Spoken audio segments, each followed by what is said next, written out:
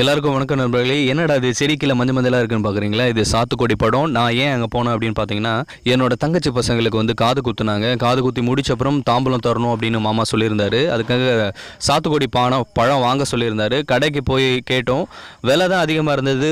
பழம் வந்து ஃப்ரெஷ்ஷாகவே இல்லை. அப்புறம் என்னடா பண்ணலாம் அப்படின்ட்டு ஃப்ரெண்டுக்கிட்ட பேசின அப்புறம் ஃப்ரெண்டு சொன்னால் இந்த மாதிரி நரிப்பள்ளியில் வந்து சாத்துக்குடி தோட்டம் இருக்குது, நம்ம அங்கே போகலாம் அப்படின்னு சொல்லியிருந்தாரு.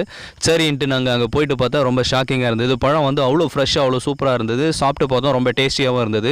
தோட்டம் இவ்வளோ அழகாக மெயின்டைன் பண்ணுறாரு, இவர் என்ன தான் படிச்சிருக்காரு அப்படின்னு கேட்ட அப்புறம் தான் ஷாக் ஆகிடுச்சு. என்ன அப்படின்னு பார்த்தீங்கன்னா, பிஎஸ்சி அக்ரி படிச்சிருக்காராம். அதனால தான் தோட்டத்தை இவ்வளோ அழகாக மெயின்டைன் பண்ணுறாரு. பழத்துலையும் வந்து பார்த்தீங்கன்னா எந்த ஒரு பூச்சித்தகலும் இல்லாமல் மழைன்னு அவ்வளோ அழகாக இருந்தது ஃபினிஷிங்காக. என்னென்ன வயசாகுது இந்த மரத்துக்கெல்லாம் அப்படின்னு கேட்ட அப்புறம் சொன்னார், 3 வருஷம் தான் ஆகுது, 2 வருஷத்துலேருந்து நாங்கள் கூடி பழம் அறுத்துட்டு இருக்கோம் அப்படின்னு சொன்னார். இதை பார்த்த அப்புறம் நமக்கும் இந்த மாதிரி தோட்டம் அமைக்கணும்ன்ற ஆசை வந்தது. உங்களுக்கும் ஆசை இருக்கும்னு நினைக்கிறேன் இதை பார்த்ததுலேருந்து. மீண்டும் சந்திப்போம். நன்றி, வணக்கம்.